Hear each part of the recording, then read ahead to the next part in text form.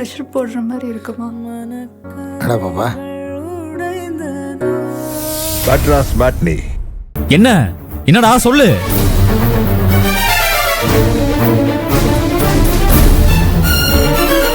சொல்றா. டேய் கார்த்தி, பிரச்சனை வேண்டாம்டா, நீ கிளம்பி வெளியில போ. அப்பா சும்மா எப்ப பாரு போன்னு சொல்லி என்ன விரட்டுறதுலே குறியா இருக்காதீங்கப்பா. நீங்க அண்ணனுக்கு மட்டும் அப்பா இல்லப்பா, எனக்கும் அப்பா தான், ரோகிணிக்கும் அப்பா தான். இப்ப நான் கேட்கிற கேள்வியெல்லாம் நியாயமா நீங்க கேட்டிருக்கணும்பா. உங்களுக்காக நான் பேசிட்டு இருக்கேன், தயவு செஞ்சு என்ன விரட்டிட்டு இருக்காதீங்கப்பா. அண்ணா இங்க பாருங்க, மாப்பிள்ளை வீட்டுக்கு போன் பண்ணி வர வேண்டாம்னு சொல்லிடுங்க. என்னால சொல்ல முடியாது. நீ என்னடா பண்ணுவ? இங்க பாரு, மாப்பிள்ளை வீட்டுக்கு முன்னாடி நான் பிரச்சனை பண்ணுவேன், பாத்துக்கோ. கேட்டியா ஆகுற? பிரச்சனை பண்ணுவானா? இவனை வீட்டுக்குள்ள சேர்க்க கூடாதுன்னு எத்தனை வாட்டி சொல்லியிருப்பேன், இப்ப புரியுதா? நீங்க ஒரு நிமிஷம் இருங்க, எதுவா இருந்தாலும் பேசி தீர்த்துக்கலாமே. இவன் இந்த வீட்டுல இருக்கிற வரைக்கும் எதையும் பேசி தீர்க்க முடியாது. ஏன்னா இவன் பிரச்சனை பண்றதுக்காக தான் இங்க வந்துட்டு இருக்கான். ரோஹிணி விஷயத்துல முடிவெடுக்கிற எல்லா உரிமையும் ரோஹிணி எனக்கு கொடுத்துருக்கா. அது புரியாம தேவையில்லாம குறுக்க புந்து பிரச்சனை பண்ணிட்டு இருக்காத. இது நல்லா இல்ல. ரோஹிணி சொல்லு நீ. ஆமா சின்ன. ரோஹிணி இப்ப எதுக்காக போய் சொல்ற? எதுக்கு பயப்படணும்? டேய், ரோஹிணிய சொன்னதுக்கு அப்புறம் எதுக்கு தேவையில்லாம கேள்வி கேட்டுட்டு இருக்க? பேசாம போடா.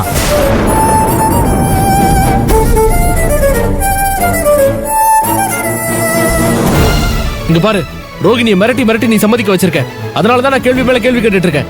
இந்த வீட்டுல நீ வச்சது மட்டும் தான் சட்டமா? உன்னோட முடிவு தான் நாங்க எல்லாருமே ஏத்துக்கணுமா? என்ன நினைச்சிட்டு இருக்க நீ? +2 முடிச்சதும் ரோகிணி காலேஜுக்கு போகணும்னு ஆசைப்பட்டா. முடியவே முடியாதுன்னு சொல்லி எதிர்காலத்தை நாசம் பண்ண. இப்போ அவ சம்மதமும் விருப்பமும் கேட்காம மாப்பிளைய பார்த்து மொத்த வாழ்க்கையை நாசம் பண்ண முடிவு பண்ணிருக்கியா? இதுக்கு நான் சத்தியமா விட மாட்டேன்.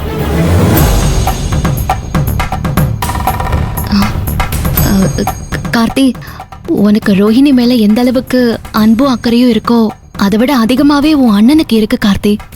உன் அண்ணன் நீ நினைக்கிற மாதிரி ரோஹிணி வாழ்க்கையை நாசமாக்கணும்னு நினைக்கல. நீ தப்பா புரிஞ்சிட்டு இருக்க. இப்ப என்ன, உங்க அண்ணன் ரோஹிணி பொண்ணு பார்க்க மாப்பிள்ளை வீட்டுக்காரங்கள வர சொல்லிருக்காரு, அவ்வளவுதானே? அவங்க வந்து பார்க்கணும், அவங்கள நம்மளுக்கு பிடிக்கணும், நம்மள அவங்களுக்கு பிடிக்கணும். அதுக்கப்புறம் நாம எல்லாரும் கலந்து பேசி ஒரு முடிவு எடுப்போம்ல.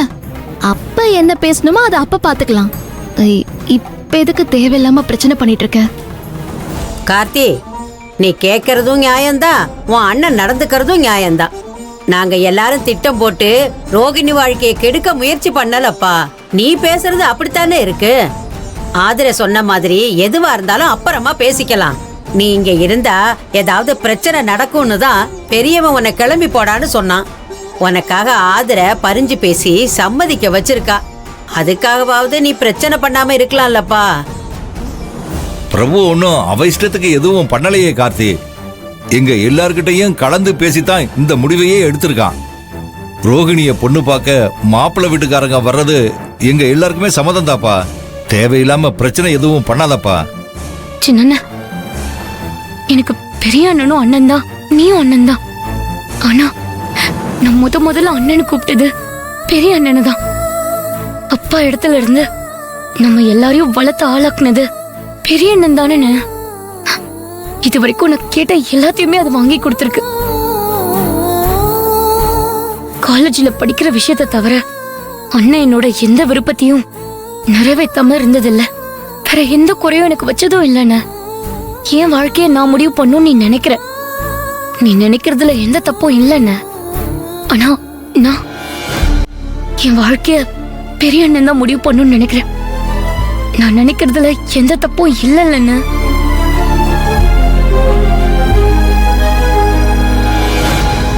அண்ணா, பெரிய அண்ணன் யார கல்யாணம் பண்ணிக்க சொன்னாலும் நான் பண்ணிப்பேன்.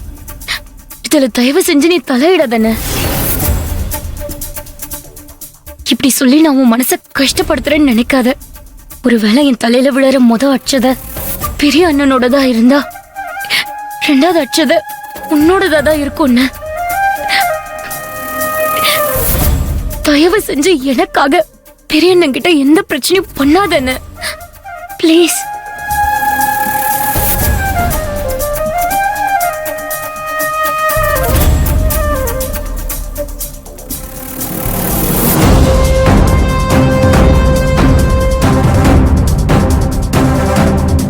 பாரு, ரோஹிணி சொன்னது காதுல விழுந்துச்சுல.